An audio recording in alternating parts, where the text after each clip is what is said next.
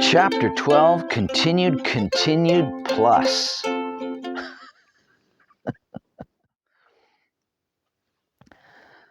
Later that evening, Dad came to tuck each of them into bed. Just the kids, not Kruger. Sitting on the edge of the massive four-poster bed, he stroked his child's chopped hair away from her young face. The thick duvet snug securely to her chin, she looked back adoringly at her daddy with big myopic eyes. "You okay, sweetie pie pumpkin bear?" he asked, smiling fondly. "I'm okay," she said. "You're the best daddy ever." "Aw, you're too cute," he said, brushing his finger over the tip of her nose. "I wish Mummy was still here," she said in a moment of seriousness. "No one should be without a mummy." "You're absolutely right, sweetheart. No one should ever be without their mummy." Dad's heart yearned to make everything okay, but knew that was impossible. All he could promise was to love her and to be her father. The kindness of his face peered down, mirrored by the innocence of his little girl. "I love you, my precious Mel. You are my precious Melody. Don't ever forget that." "I love you too, Daddy," she said, not needing to be convinced.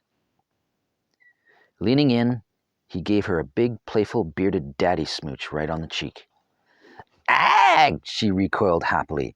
"Your whiskers are tickly." With a wide grin, he stroked her hair again, kissed her tenderly on the forehead this time, wished her night-night, then went to see the boys. Along the way, he noticed a dust-free space on the wall and wondered where the woolen tapestry had disappeared to. He grunted knowingly. Skipping Tarzan for the moment, Hubert's room was next. He stepped in to see his boy lying back on a comfy pile of pillows, pajama arms over the duvet, waiting for his dad. "How you doing, big guy?" he asked, easing his weight onto the edge of the wide bed. Hubert reached over and touched his dad.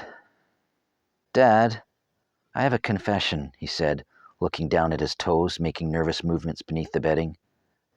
"I made a real big mess in one of the big rooms a few days ago." "I know, son. Thank you for admitting it." He gave his young boy's arm a gentle squeeze.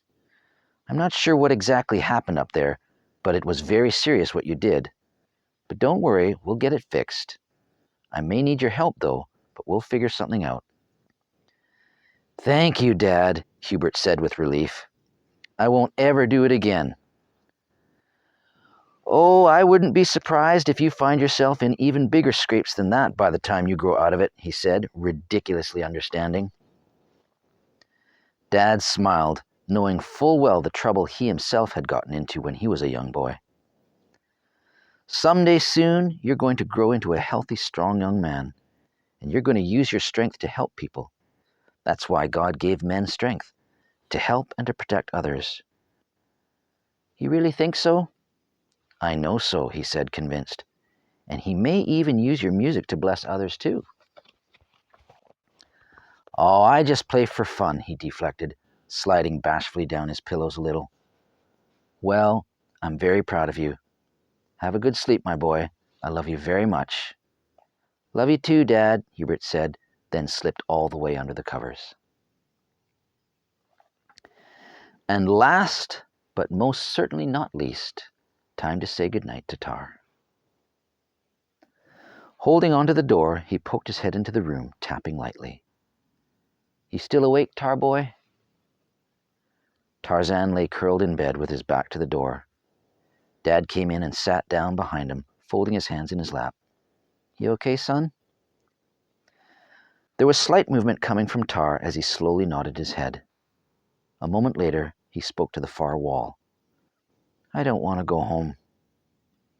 "I know," said Dad. "It's hard to go back to regular routine after having so much fun. Happens to everyone." Tarzan rolled over and faced him.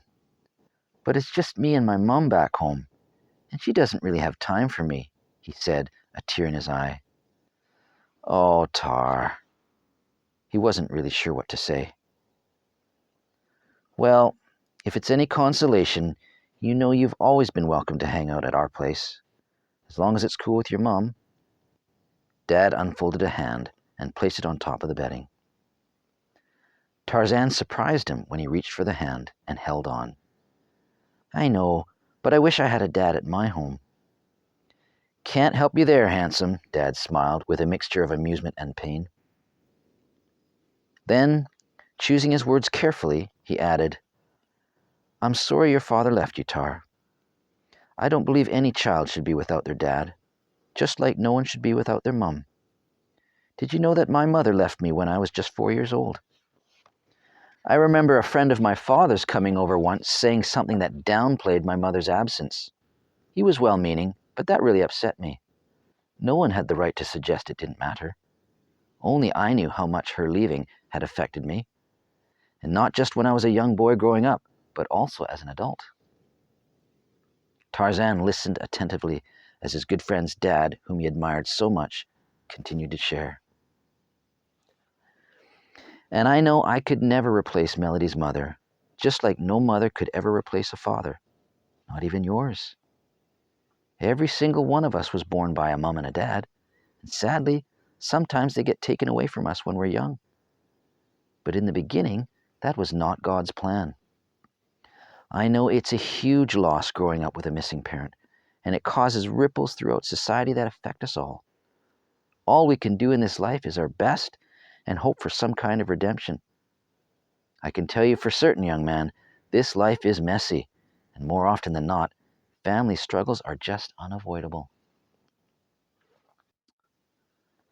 Tarzan wasn't sure he'd understood everything that was said, but there was a nice pause, both lost in their own thoughts. Peaceful moonlight filtered in through the tall, sheer curtains. Then Tar spoke again. "I've never had anyone call me that before." "What's that?" "No one's ever called me son." "Well, you know, I may not be your dad, but we all feel you're a part of our family. We all love you, Tar." "You mean it? Thanks." Letting go of Dad's strong hand, he rolled back over onto his side, facing the wall again. "Good night, Tarzan. Love you, son." "Love you too. Thanks for letting me come have so much fun with you guys. It was the best." "You're more than welcome, my boy. I'm sure we'll do it again sometime." Then, getting up from the edge of the bed, "Don't worry, we still have the whole day ahead of us tomorrow before we head back home Monday. We'll make the most of it, you'll see. Night, superstar." "Good night."